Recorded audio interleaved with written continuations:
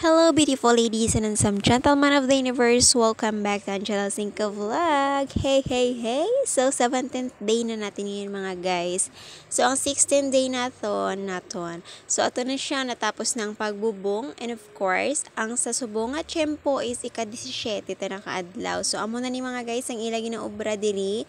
And of course, ang sasulod is ready na. Ginaano na siya ang lupa dito sa sulod para makapag-flooring na mga guys. So, di ba excited? O, amo na siya.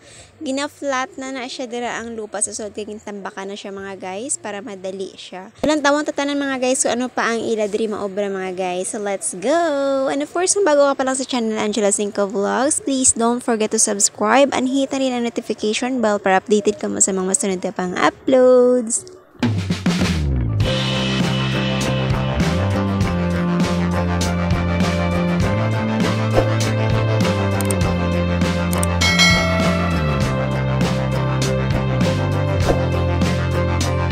So, ari na mga guys, na naka-ready na. So, diri pwede na siya i-flooring pagkapila ka Pagkapila sini mga guys katambak, ari na gidman. So, okay na siyang lupa. Kag diri mga guys, ang iba diri nga lupa, ginbutang man sa sulod para lang nga mag-una siya magtaas ang diri sa sulod mga guys.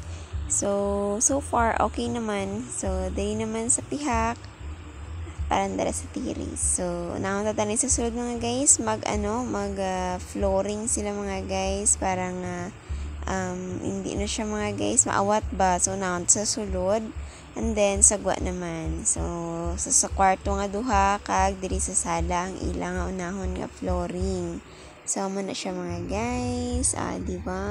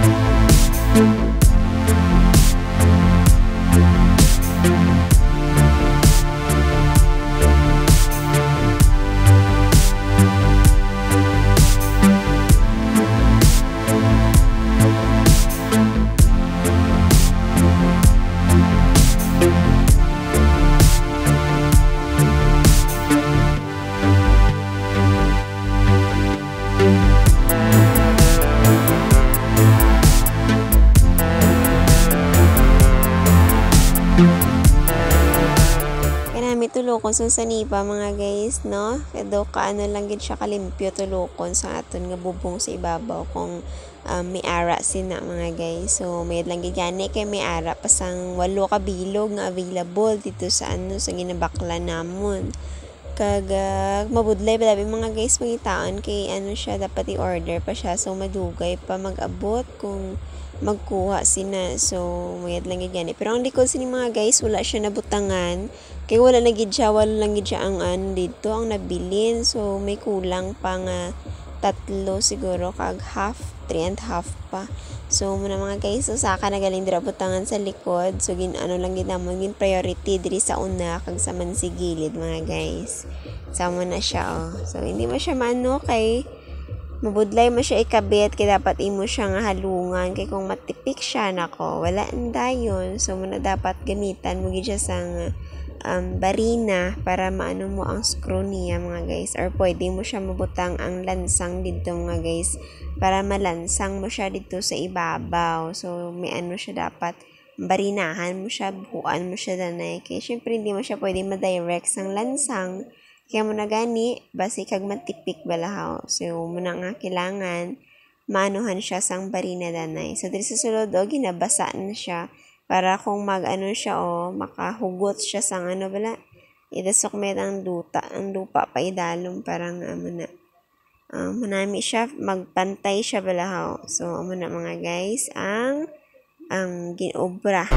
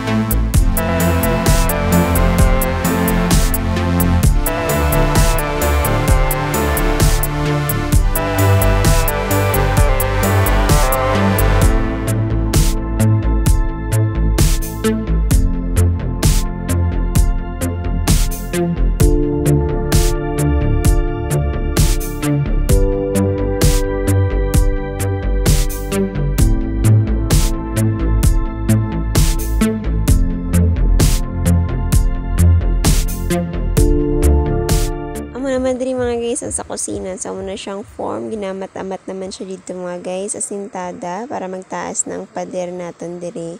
Kag ang iyang haligi, may ato naman nga buhos sa idalom. Kag nagatindog naman ang para sa haligi. So, ready to boost naman ina siya. Siguro buwas mabuhos na inadirang ang aton nga poste pa ibabaw. So, muna mga guys, manami di ba tulokon ang aton nga sanipa. Pero ang punta sinaamon dito na bilin kay brutangan pa na siya dito sa bubong. Amon na. Diba may danggit gani ang mga guys ya kay may ara pa kita sa available nga 8 ka bil ko sanipa. Pasalamat gid ako para gid siguro ato yung sa akon niya kay after sa do madugidugay may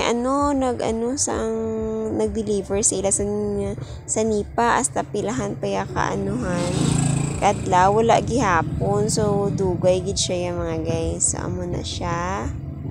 Di ba? Basta manami naman ako yung kakit sa bubong lang taon sa ibabaw kay may cover siya. Pero dito sa pihak mga guys, sa pinakadulo, amo na siya ang wala pa din nabutang ang aton nga sim ang bubong mga guys. Kay wala pa dito diretso sa punta ang sanipa na anuhan siya. Naulihi dito takod.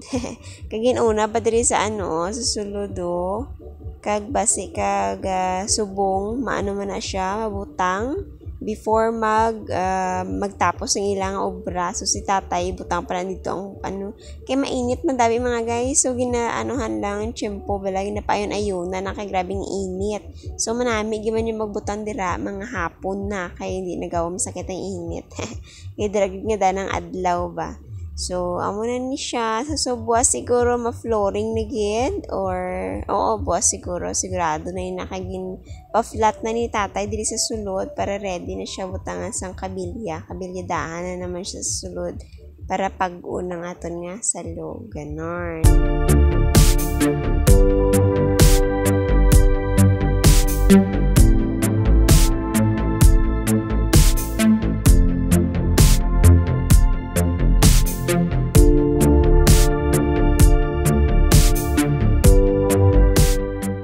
Sa pilog nga kusina mga guys manay binjit diri ang naka-assign. So amo na siya mga guys diri ang maobras na siya matapos.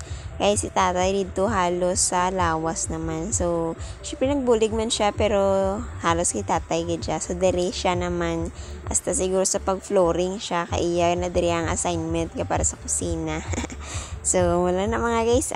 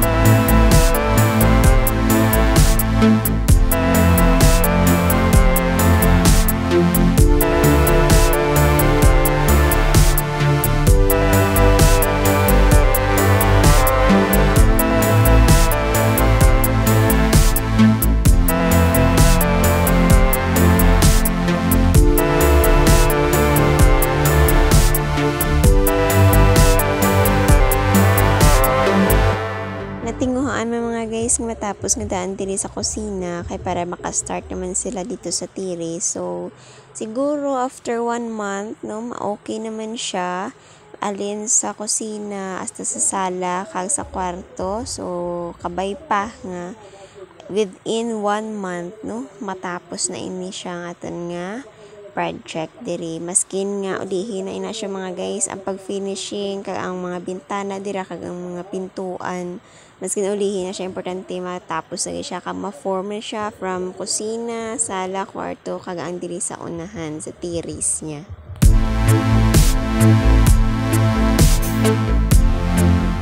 Kag diri mga guys sa exciting part na kay diri na nga time ang pag flooring sa aton sulod. So ika-18th day, sa ika-18 nga adlaw, nag-flooring kita diri sa aton nga sala. Kag syempre hasta na siya dira sa kwarto. So inuna na diri sa sala. So morning ni siya, so pagkahapon siguro saka na sila diri sa pihak sa kwarto naman. So, ewan ko nga mag-inuna diri sa sa sala siguro para mapantay siya sa kwarto. Ewan ko ba, basta yun ang inuna diri inuna ni tatay ang sa sala sa pag-flooring. And then, next ang mga kwarto. So, 2 ka kwarto. Ang mga guys, namin na siya mga guys. Kinakaano na siya, naka-flat na sa sulod kag naka-flooring na siya. See? So, dira na kita mabutang sa aton nga lamisa sa sulod para makakaon kami hindi na mainitan. Kay sagwa kami mga guys nagkakaon, mainit ko kaisa ba? Kami pa kung magpanyaga kami. So, nainitan ng amon mga panday sa guha. Muna palipod-lipod na para nga hindi makuanan sa init kay mas hindi ka makadto, may time gid nga maghandon pero may time man nga nagainit gid siya. So ang silak sang adlaw pa man grabe ka sakit ba hay. Daw binayaan ka lang sa imong jowa dira sa kasakit sang init buhay. So that's all lang for today mga guys. Thank you so much for watching, and of course kung bago ka pa lang sa channel Angela Cinco Vlogs, please don't forget to subscribe and hit the notification bell para updated ka mo sa ika-19th day naton. Thank you so much everyone, and God bless us all. See you next time. Bye-bye.